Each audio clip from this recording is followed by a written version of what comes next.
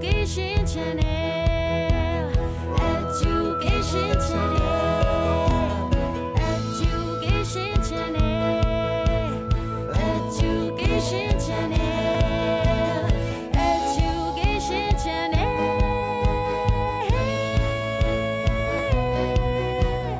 Education Channel.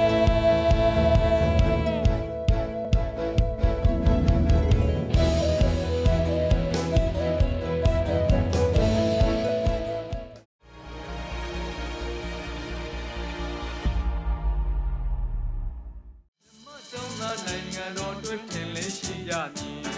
စိတ်ကစေဝချင်းအရင်မြူသည်ဝိရလည်းရှိရမည်ကိုရရာဧကမမေသည်ဓမ္မကျောင်းသားနိုင်ငံတော်တွင်ထင်လင်းရှိရမည်စိတ်ကစေဝချင်းမင်္ဂလာပါတောင်းပေးတယ်ပြေသာကုဏဟဝရာမိအာရှိယကုဏဟဝရာမိမင်္ဂလာပါဆရာမအခုဆရာမတေချာပို့ချမှာတော့ဒီပါဗီဒါပါတာ chapter 7 the electric field အခန်းဖြစ်ပါတယ်ဒီ electric field အခန်းမှာဆရာမဒီအပိုင်းခွဲပြီးပြင်ပါမယ် Coulomb's law အပိုင်းနဲ့နောက်တစ်ခုက electric field နဲ့ electric field intensity အပိုင်းဖြစ်ပါတယ်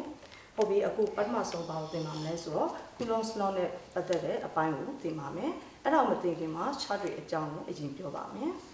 There are two kinds of electric charge they are positive charge and negative chargeဟုတ်ပြီအဲ့ဆိုလျှက်စစ်ဒီဘယ်နှမျိုးရှိရလဲဆိုတော့2မျိုးရှိတယ်သူတို့တွေကဘာလဲဆိုတော့အပေါင်းလျှက်စစ်နဲ့အနှုတ်လျှက်စစ်ဆိုပြီးတော့လျှက်စစ်ဘယ်နှမျိုးရှိလဲဆိုတော့2မျိုးရှိတယ် Light charger repel one another ဟုတ်ပြီမျိုးတူတဲ့လျှက်စစ်တွေကအချင်းချင်းဘာလို့မှလဲဆိုတော့တွန်းကန်တယ်ဥပမာပြောမယ်ဆိုရင် positive charge နဲ့ positive charge နောက်တစ်ခုကဘာလဲ negative charge နဲ့ negative charge ပေါ့နော် Now unlike charge attract one another ဟုတ်ပြီမျိုးမတူတဲ့လျှက်စစ်တွေကကြာလို့ရှိရင်အချင်းချင်းဆွဲငိမ့်မယ် positive charge နဲ့ negative charge ပေါ့နော်The direction of electric force is already along the line joining the two electric charges. R ရဲ့လျှက်စစ် R ရဲ့ဥတီပဲဒီလျှက်စစ်နှစ်ခုဆက်ထားတဲ့မြင်းပေါ်မှာပဲအမြဲတမ်းရှိနေတယ်ဟုတ်ပြီနော်ကဲဒါဆိုရင်ဆရာမတို့ကိုယ်တိုင်တော့လည်းသင်ထားရတယ်လေလျှက်စစ်နှစ်မျိုးနော်အဲ့ဒါတွေကဘာတွေလဲပြောပြပါအောင်ဘာတွေလဲလျှက်စစ်နှစ်မျိုးက positive charge negative charge ပါဆရာမဟုတ်ပြီဒါဆိုရင်မျိုးတူတဲ့လျှက်စစ်တွေကအချင်းချင်းဘယ်လိုအားသက်ရောက်လဲတွန်းကန်positive force တက်ပါမယ်ဆရာမဟုတ်ပြီမျိုးမတူတဲ့လျှက်စစ်အချင်းချင်းဘယ်လိုအားသက်ရောက်လဲဆွဲနေတာ positive force တက်ပါမယ်ဆရာမဒီကဲနောက်ထပ်သိရမယ့်ဟာဒီ fundamental force ပေါ့နော်အခြေခံအားဒီမျိုးရှိတယ်နော်ဒီလိုမျိုးလည်းသင်ပြီးသားတစ်ချက်လို့နော် There are four fundamental forces အခြေခံအားဒီမျိုးရှိတယ် They are number 1 gravitational force transfer R number 2 weak interaction ရိုးရိုးအပျော့စား R number 3 electromagnetic force လျှက်စစ်တန်လိုက် R နဲ့ number 4 nuclear force nuclear ထဲမှာဖြစ်ပေါ်တဲ့ R ဆိုပြီးတော့အခြေခံ R ဒီဘယ်နှမျိုးရှိလဲဆိုတော့၄မျိုးရှိပါတယ်All these forces the R ၄မျိုးထဲမှာ the gravitational force and the electromagnetic force are long range force ဟုတ်ပြီနော် transfer R နဲ့လျှက်စစ်တန်လိုက် R တွေဟာတာဝေး R တွေဖြစ်တယ်The electromagnetic force is greater than the gravitational force. ဒီထဲမှာလျှက်စစ်တန်လိုက်အားဒီ gravitational force, transfer အားတွေပို့ပြီးတော့ကြီးတယ်။ဟုတ်ပြီနော်။ဒါဆိုရင် how many fundamental forces are there ဆိုတာတို့ဘယ်လိုဖြေမလဲ There are four fundamental forces. ဟုတ်ပြီ what are they? They are gravitational force, weak interaction, electromagnetic force, nuclear force. Which are long range forces? The gravitational force and the electromagnetic force are long range force. Which one is greater? The electromagnetic force is greater than the gravitational force. နောက်တစ်ခုကဘာလဲဆိုတော့ Coulomb's law ကိုစပြောပါမယ်။ဆရာမတို့က Coulomb's law မှာကြားလို့ရှိရင်လျှက်စစ်တစ်ခုရှိတယ်။ဟုတ်ပြီနော်လျှက်စစ်တစ်ခု Q1 ပေါ့။နောက်အကွာဝေးတစ်ခုR ဆိုတဲ့အကွာဝေးမှာနောက်လျှက်စစ်တစ်ခုရှိမယ်။အဲ့ဒါဘာလဲဆိုတော့ Q2 ပါ။ဒီလျှက်စစ်နှစ်ခုပေါ်မှာတက်ရောက်သော R တွေရှိမယ်။ဒီ R တွေကလျှက်စစ်ပေါ်မှာမူတည်ပြီးတော့တွန်းအားလည်းဖြစ်နိုင်တယ်လို့ဆွဲအားလည်းဖြစ်နိုင်တယ်။ဟုတ်ပြီနော်။ကဲဒါဆိုရင်ဒီသိပ္ပံပညာရှင်က Coulomb's ကဒီအားနဲ့ပတ်သက်ပြီးတော့နိယာမတစ်ခုကိုသူကတင်ပြခဲ့တယ်နော်။ဒီနိယာမဘာလဲဆိုတော့ Coulomb's law ပေါ့နော်။ The electric force between two charges is directly proportional to the product of the charges and inversely proportional to the square of the distance between them. ဟုတ်ပြီ Coulomb's law ကဘာပြောတာလဲဆိုတော့ the electric force ဟုတ်ပြီ electric force လျှပ်စစ်အား FD ဒီလျှပ်စစ်နှစ်ခုကြားထဲမှာရှိတဲ့လျှပ်စစ်အားပေါ့အဲ့ဒါဒီဓာတ်ရိုက်အချိုးကြတယ်ဘယ်သူနဲ့လဲဆိုတော့ဒီလျှပ်စစ်နှစ်ခုညှောင်းနှံ့နဲ့ဓာတ်ရိုက်အချိုးကြတယ် Q1 into Q2 ပြီးလို့ရှိရင်ဒီလျှပ်စစ်နှစ်ခုကြားအပေါ်ဝင်နှစ်ထပ်နဲ့ရောင်းမြအချိုးကြတယ်လို့သူကပြောတာဟုတ်ပြီနော်ကဲအဲ့ဒါဆိုဆရာမတို့က varies ကို equal to ပြောင်းမယ်ဆိုရင် F equal to constant ဘယ်သူ့ form မှာလဲဆိုတော့ K ပါ K Q1 Q2 by R square ဖြစ်ပါတယ်ကဲအဲ့ဒါလေးကိုဆရာမတို့ vector form နဲ့ရေးမယ်ဆိုရင် vector F equal to K Q1 Q2 by R square R ခဲ့ဖြစ်ပါတယ်R ကလေးကပါလဲဆိုတော့ unit vector လေးပါသူ့ရဲ့ပမာဏဒီဘယ်လောက်ရှိတာလဲဆိုတော့1ရှိပါတယ်ဟုတ်ပြီနောက်ထပ်သိရမယ့်ဟာဒီဘာကိုသိရမလဲဆိုတော့ value of k ပေါ့ဟုတ်ပြီနော်ကဲ value of k မှာတောင်းလို့ရှိရင်ဆရာမတို့သုံးတာဒီ2မျိုးရှိတယ်အကယ်၍ဒီလျှပ်စစ်နှစ်ခု Q1 နဲ့ Q2 ဒီ air or vacuum ဖြစ်ခဲ့မယ်ဆိုရင်ဟုတ်ပြီနော် k ရဲ့တန်ဖိုးဒီဘာကိုသုံးပါလဲဆိုတော့ k equal to 1 by 4 pi epsilon 0ကိုသုံးပါမယ်အဲ့ဒါဆိုဒီထဲမှာအစားသွင်းလိုက်တဲ့အခါမှာ1 by 4 into pi ရဲ့တန်ဖိုးက 3.142 နောက်တစ်ခုက astronaut ရဲ့တန်ဖိုးက 8.85 into 10 power minus 12ပါဒါကိုအစားသွင်းလိုက်တဲ့အခါမှာသူ့ရဲ့တန်ဖိုးဒီဘယ်လောက်ထွက်လာလဲဆိုတော့9 into 10 power 9 newton meter square per coulomb square ဖြစ်ပါတယ်အဲ့ဒါဒီဆရာမတို့ကဒီလျှပ်စစ်နှစ်ခုဒီဘယ်မှာရှိတာလဲဆိုတော့ air or vacuum မှာရှိတဲ့အခါမှာဒီ k တန်ဖိုးသုံးပါတယ်နောက်တစ်ခု outer medium မှာရှိတဲ့အခါမှာ k ရဲ့တန်ဖိုးဒီ k equal to 1 by 4 pi epsilon ကိုသုံးပါတယ်ဟုတ်ပြီနော်ကဲဒါဆိုရင် astronaut ရဲ့တန်ဖိုးကကြာလို့ရှိရင် the permittivity astronaut ရဲ့တန်ဖိုးက 8.85 into 10 power minus 12 coulomb square per newton per meter square ဖြစ်ပါတယ် astronaut ဆိုတာက the permittivity of air or vacuum ဖြစ်ပါတယ် astronaut ဆိုတာက the permittivity of other medium ဖြစ်ပါတယ်ဟုတ်ပြီသူနဲ့ဆိုင်တဲ့ပုံစံတွေ့ပါမယ်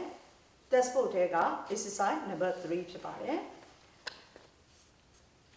A positive charge of 4.0 into 10 power minus 6 coulomb exerts a force or repulsion of 7.2 newton on a second charge 0.25 meter away. What is the sign and the magnitude of the second charge?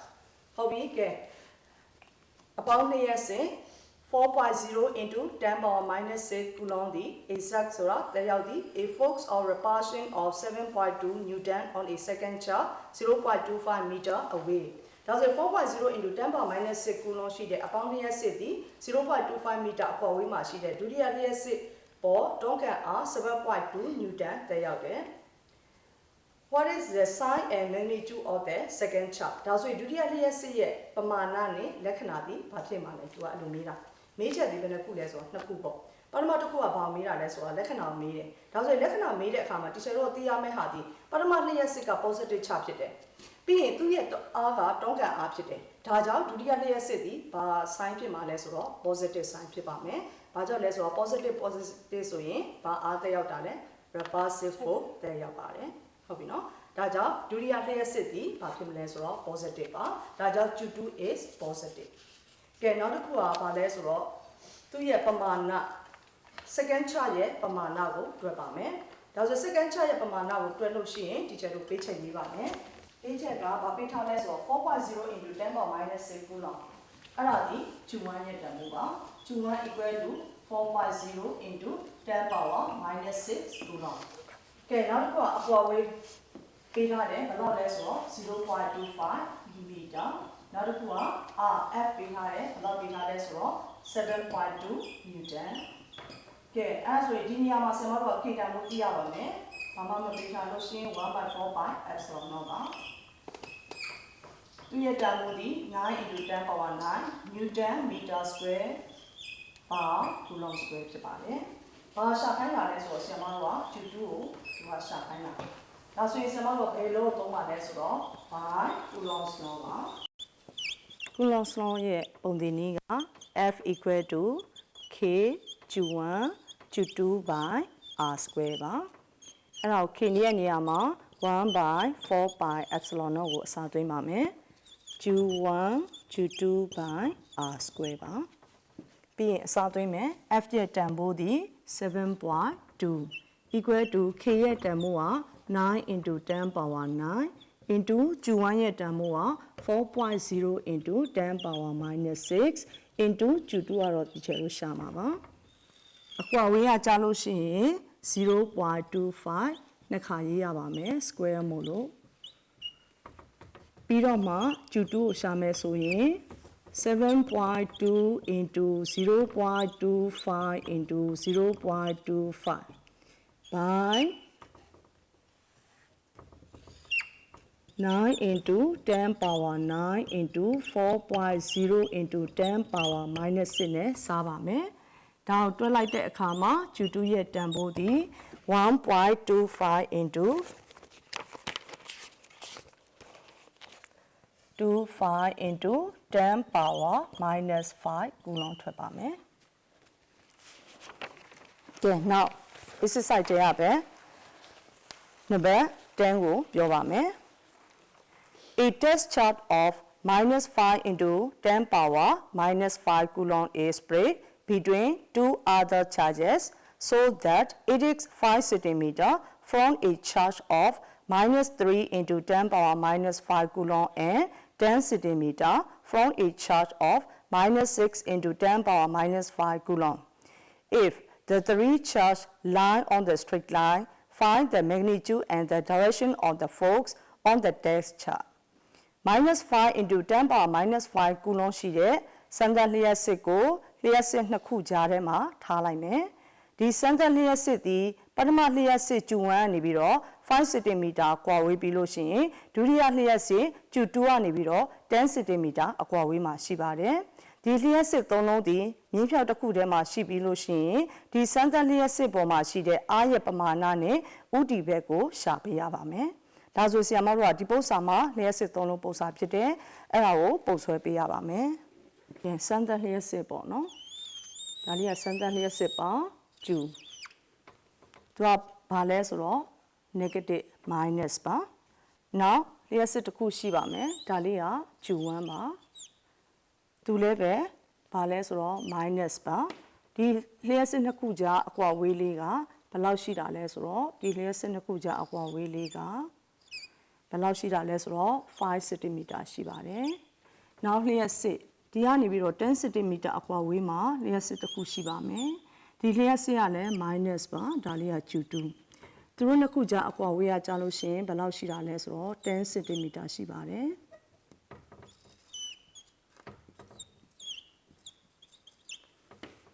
ဟုတ်ပြီဒါဆိုရင်ဒီကျူပေါ်မှာတက်ရောက်တော့အားကိုရှာခိုင်းတယ်အားရဲ့ဥတီဘက်နဲ့ပမာဏကိုရှာခိုင်းတယ်ဒါဆိုဒီကျူပေါ်မှာတက်ရောက်နေသောအားဒီနှစ်ခုရှိပါတယ်ကျူ1ကြောင့်တက်ရောက်တော့ F1 ရှိတယ်လို့ကျူ2ကြောင့်တက်ရောက်တဲ့ F2 ဆိုတာရှိပါတယ်ဒါဆိုရင်ဒီကျူပေါ်မှာတက်ရောက်တော့အားကိုလိုချင်လို့ရှိရင် F1 နဲ့ F2 ကိုဆရာမတို့ vector နည်းရကြလို့ရှိရင်တော့ပေါင်းပေးရပါမယ်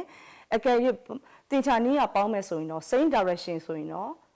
ပေါင်းပေးရမယ် opposite direction ကြလို့ရှိရင်များတဲ့ထဲကနည်းတဲ့ဟာကိုနှုတ်ပေးရပါမယ်ဟုတ်ပြီဒီမှာကြားလို့ရှိရင် direction ကိုကြည့်မယ်အနှုတ်ဆိုတော့တွန်းကန်ပါမယ်ဒါလေးကဘာလဲဆိုတော့ F1 ပါသူတို့နှစ်ခုကလည်းဘာဖြစ်မှာလဲဆိုတော့တွန်းကန်မယ်ဒါလေးကဘာလဲ F2 ပါဒါဆိုရင် teacher တို့က F1 ကိုရှာမယ် F2 ကိုရှာမယ်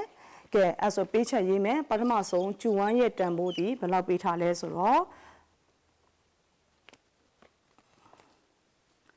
minus 3 into 10 power minus 5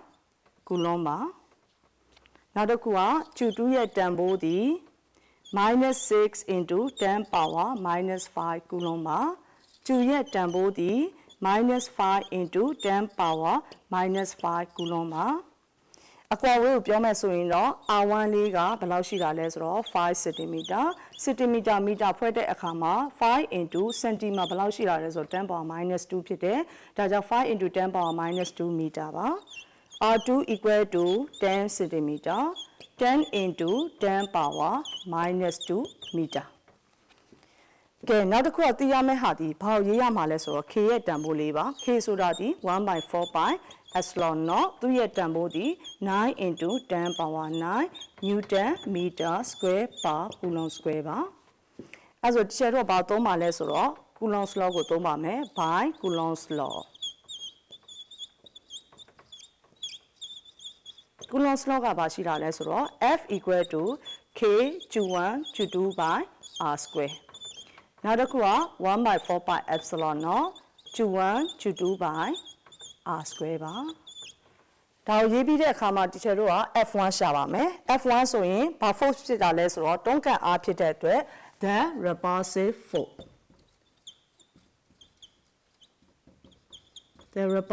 force F1 ဘယ်ပေါ်မှာလဲဆိုတော့ Q Q2 Q1 ပါဒါကြောင့်ဒီနေရာမှာအစသွင်းမယ်ဆိုရင် F1 equal to 1 by 4 pi epsilon naught လျှက်စစ်နှစ်ခုက Q1 နဲ့ Q ဖြစ်တယ်ဒါကြောင့်ဒီနေရာမှာ Q1 Q by R1 square ပါအစသွင်းပါမယ်9 into 10 power 9 into Q1 ရဲ့တန်ဖိုးသည်3 into 10 power minus 5 Q ရဲ့တန်ဖိုးသည်5 into 10 power minus 5 R1 square ဆိုတော့ဘာစသွင်းပါလဲဆိုတော့5 into 10 power minus 2 into 5 into 10 power minus 2အစသွင်းပါမယ်ဒါဆိုရင် F1 ရဲ့တန်ဖိုးလေးသည်ဘယ်လောက်ထွက်မှာလဲဆိုတော့ F1 တန်ဖိုးသည် 5.4 into 10 power 3ထွက်ပါမယ်သူရဲ့ unit က Newton ပါနောက် direction ထက်မယ် vector F1 equal to 5.4 into 10 power 3 Newton ဘယ်သွားမှာလဲဆိုတော့ Q2 ဘက်ကိုသွားမှာဖြစ်တဲ့အတွက် towards Q2 ပါဒါ F1 ရပြီနောက် F2 ရှာမယ်နောက်ဆိုရင်သူလည်းပဲ repulsive force ပဲ REPULSIVE the repulsive force F2 on Q2 ပါကဲဒါဆိုရင်သူရဲ့ပုံသင်နည်းက F2 equal to 1 by 4 pi epsilon naught Q2 by R2 square ပါအစသွင်းပါမယ်1 by 4 pi epsilon naught တတွဲလုံးသည်9 into 10 power 9 Q ရဲ့တန်ဖိုးသည်5 into 10 power minus 5 Q2 ရဲ့တန်ဖိုးသည်6 into 10 power minus 5 by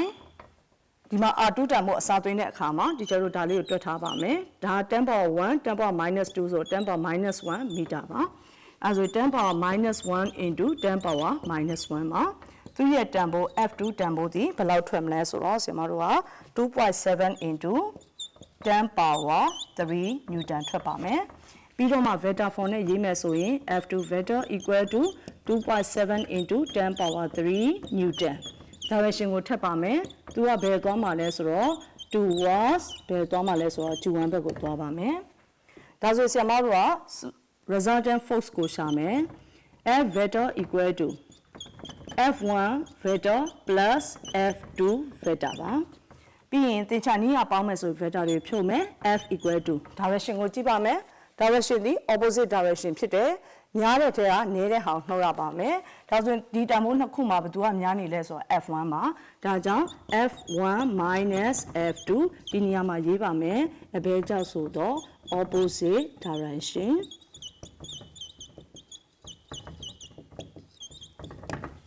equal to အစသွင်းမယ် F1 ရဲ့တန်ဖိုးသည် 5.4 into 10 power 3 minus နောက်တစ်ခုကပါလဲ 2.7 into 10 power 3ပါဒါဆိုသူ့ရဲ့တန်ဖိုးသည်ဘယ်လောက်ထွက်တာလဲဆိုတော့ 2.7 into 10 power 3 Newton ထွက်ပါတယ် direction ကိုရေးပါမယ် vector F equal to 2.7 into 10 power 3 Newton ဟုတ်ပြီဘယ်ဥတီမှာလဲဆိုတော့ဆရာမတို့ကများတဲ့အားရဲ့ဥတီပဲတိုင်းယူမယ်ဒါဆိုရင် towards ဘယ်သွားမှာလဲဆိုတော့ Q2 ဘက်ကိုသွားပါမယ်နောက်ထပ်သိရမယ့်ဟာဒီဆရာမတို့က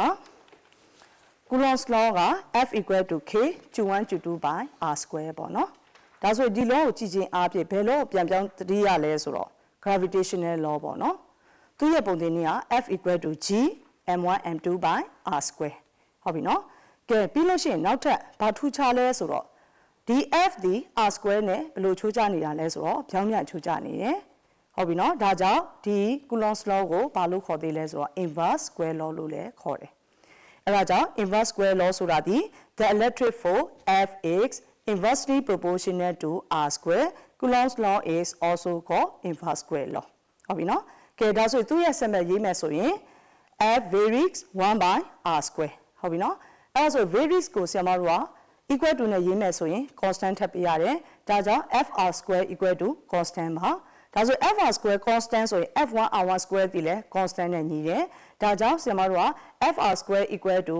f1r1 square equal to f2r2 square equal to and so on equal to ဘာနဲ့ညီမှာလဲ constant နဲ့ညီပါမယ်။ကဲအဲ့ဒါဆိုရင်သူနဲ့ဆိုင်တဲ့ပုံစံတွေ့ပါမယ်။သူလည်းပဲ textbook ထဲက exercise number 6ပါ။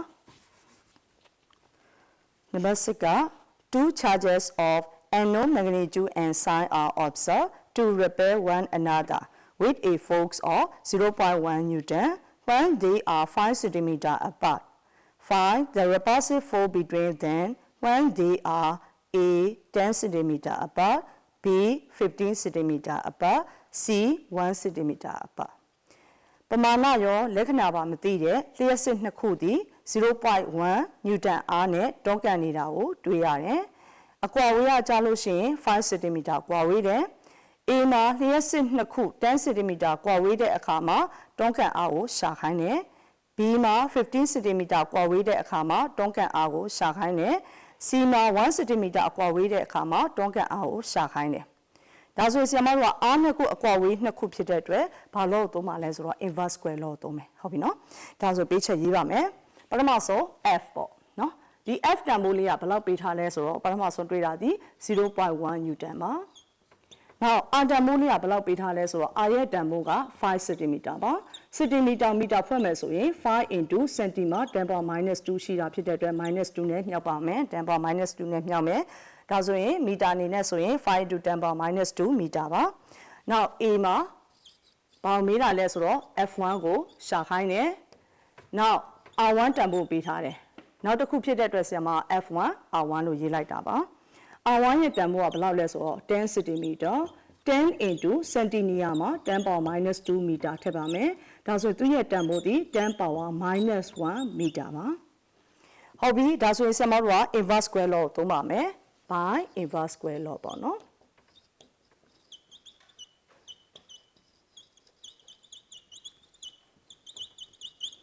inverse square law ကဘာပြောတာလဲဆိုတော့ f varies 1 by r square equal to ခေါ်မယ်ဆိုရင် f equal to 1 by r square အဲ့ဒါဒီဘာနဲ့ညီမှာလဲဆိုတော့ constant အဲ့ဆိုရင် teacher တစ်ခါလေးပို့လိုက်မယ် f r square equal to constant ပေါ့ဒါဆိုရင် f1 r1 square equal to လဲဘာနဲ့ညီမှာလဲဆိုတော့ constant နဲ့ညီမယ်ဒါကြောင့် f r square equal to f1 r1 square equal to f2 r2 square equal to and so on equal to constant နဲ့ညီပါမယ်ဒါဆိုရင်ဆရာမတို့ကဘယ်အတွဲကိုယူမှာလဲဆိုတော့ဒီပထမဆုံးဒီအတွဲကိုယူပါမယ်အဲ့ဒါဆိုရင် f r square equal to ပါတယ်လေ f1 r1 square ပါအစသိမ်းပါမယ်ဆရာမတို့ရှာမယ့်ဟာက f1 ဒါကြောင့် f1 ကိုရေးမယ် f r square ကိုဘာနဲ့စမှာလဲဆိုတော့ r1 square နဲ့စပါမယ်အစသိမ်းမယ် f ရဲ့တန်ဖိုးကဘယ်လောက်လဲဆိုတော့ 0.1 into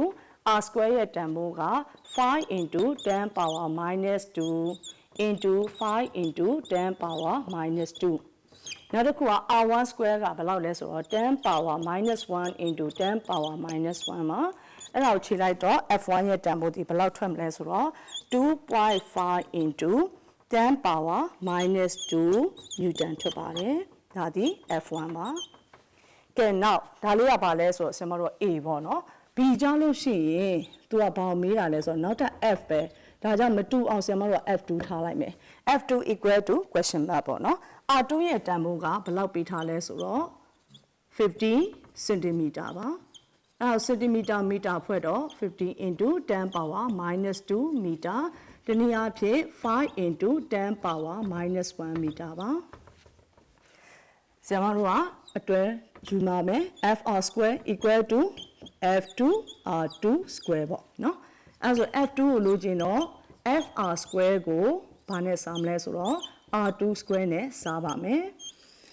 f ရဲ့တန်ဖိုးအစသိမ်းမယ် 0.1 r square ဆိုတော့ဆရာမတို့ကဘာထည့်မှာလဲဆိုတော့5 into 10 power minus 2 into 5 into 10 power minus 2ပါr2 square ဆိုတော့5 into 10 power minus 1 into 5 into 10 power minus 1ပါအဲ့ဒါကိုရှင်းလိုက်တော့ f2 တန်ဖိုးဒီဘယ်လောက်ထွက်တာလဲဆိုတော့ဆရာမတို့က0.001 newton ထွက်ပါတယ်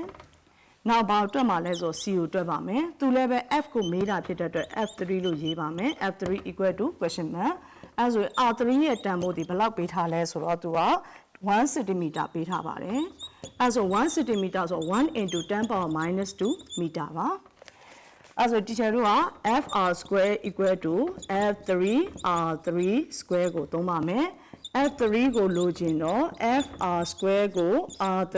square နဲ့စားပါမယ် equal to အစားသွင်းမယ် f ရဲ့တန်ဖိုးသည် 0.1 r ရဲ့တန်ဖိုးသည်5 into 10 power minus 2 into 5 into 10 power minus 2 r3 တန်ဖိုးကဘယ်လောက်လဲဆိုတော့1 into 10 power minus 2 into 1 into 10 power minus 2သူ့ကိုရှင်းလိုက်တဲ့အခါမှာဘယ်လောက်ထွက်တာလဲဆိုတော့2.5 newton ထွက်ပါတယ်ဒါဒီဘာနဲ့ဆိုင်တဲ့ပုံစံလဲဆိုတော့ inverse square law နဲ့ဆိုင်တဲ့ပုံစံဖြစ်ပါတယ်နောက်ဒုတိယပိုင်းဖြစ်တဲ့ electric field နဲ့ electric field intensity အကြောင်းကိုရှင်းပြပါမယ်ပထမဆုံး electric field ပေါ့နော်လျှက်စစ်စက်ကွင်းပေါ့နော် The electric field an electric field is a region where electrical forces act ဟုတ်ပြီနော်လျှက်စစ်အားများတက်ရောက်နိုင်တဲ့နယ်ပယ်ကိုဘာလို့ခေါ်ရလဲလျှက်စစ်စက်ကွင်းလို့ခေါ်တယ်နောက်တစ်ခုကသိရမယ့်ဟာဘာလဲဆိုတော့ electric field intensity ဆရာမတို့တိုင်းတာမဲ့ဟာဒီ electric field intensity ကိုပဲတိုင်းတာလို့ရတယ် electric field ကိုမတိုင်းလို့မရဘူးပေါ့နော်အဲဆိုဆရာမတို့ကသင်္ကေတ electric field intensity ကဘာနဲ့ရေးထားလဲဆို capital T နဲ့ရေးcapital E နဲ့ရေးပါတယ် The electric field intensity at a point in an electric field is the electric force acting upon a unit positive charge plate at that point ဟုတ်ပြီလျှက်စစ်စက်ကွင်းအတွင်းအမှတ်တနေရာမှာရှိတဲ့လျှက်စစ်စက်ကွင်းပြင်းအားဆိုတာဒီတဲ့ is ဖြစ်သည် the electric force acting upon a unit positive charge plate at that point ဒီအမှတ်မှာရှိတဲ့ unit positive charge လေးပေါ်မှာတက်ရောက်တဲ့အားဖြစ်တယ်ဒါကြောင့်သူ့ရဲ့တန်ဖိုးပုံသင်နည်းရေးမယ်ဆိုရင်ဆရာမတို့ကဘာရှိလဲဆိုတော့ in symbol ပေါ့နော် in symbol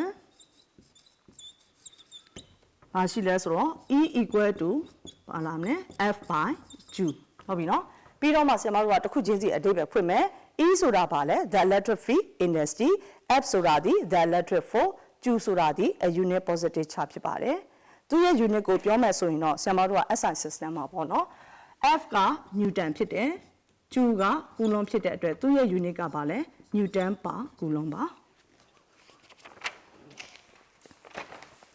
ကဲနောက်တစ်ခုကဘာလဲဆိုတော့ဒီ electric field intensity ကို Coulomb's law ကနေပြီးတော့တွက်ထုတ်မယ်ဟုတ်ပြီ Coulomb's law ကနေတွက်ထုတ်မယ် electric field intensity ကိုအဲဒါဆိုဆရာမတို့ကအမှတ်တနေရာမှာရှိမယ်ဒီအမှတ်မှာ positive charge လေးကိုထားမယ်သူ့ရဲ့အကွာဝေးတနေရာမှာလျှက်စစ်တစ်ခုရှိမယ်အပေါင်းဆိုတော့သူ့မှာအားတစ်ခုတက်ရောက်မယ်ဘာအားလဲဆိုတော့တုံးကန်အားပေါ့နော် F factor လေးဒါလေးကိုဆရာမတို့ကကျူအကြီးရေးမယ်ဟုတ်ပြီဒါဆိုရင် electric field intensity ကို Coulomb's law ကနေတွက်ထုတ်မှာဖြစ်တဲ့အတွက်ဆရာမတို့ Coulomb's law ကိုရေးမယ် by Coulomb's law Coulomb's law ကဘာလဲဆိုတော့ F equal to 1 by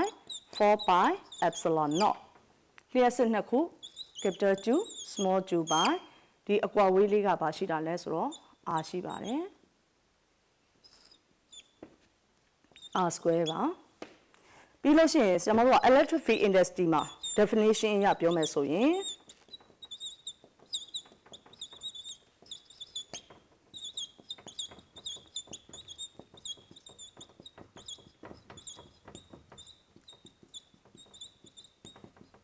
သူရဲ့ definition က electric field intensity ကဘာရှိလဲ E equal to F by Q အဲဒါဆိုတော့ဒီ F ရဲ့နေရာမှာဒီတွဲလုံးအစားသွင်းလိုက်တဲ့အခါမှာ1 by 4 pi epsilon naught capital Q small q by r square အောက်မှာဘာလေးနဲ့စားထားလဲဆိုတော့ q အသေးလေးနဲ့စားထားမယ်ဒါဆိုဒီ q နဲ့ q နဲ့ခြေတဲ့အခါမှာဘာထွက်လာလဲဆိုတော့1 by 4 pi epsilon naught q by r square ဆိုတာထွက်လာပါတယ်ဒါဒီပါလဲဆိုတော့ electric field intensity ပါ ဒါလေးကိုတီချာတို့က vector form နဲ့ရေးမယ်ဆိုရင်တော့ vector e equal to 1 by 4 pi epsilon naught 2 by r square r ကဖြစ်ပါတယ်ကဲအဲ့ဆိုရင်ဒီဟာနဲ့ဆိုင်တဲ့ပု္ပ္ပစာတွက်ပါမယ်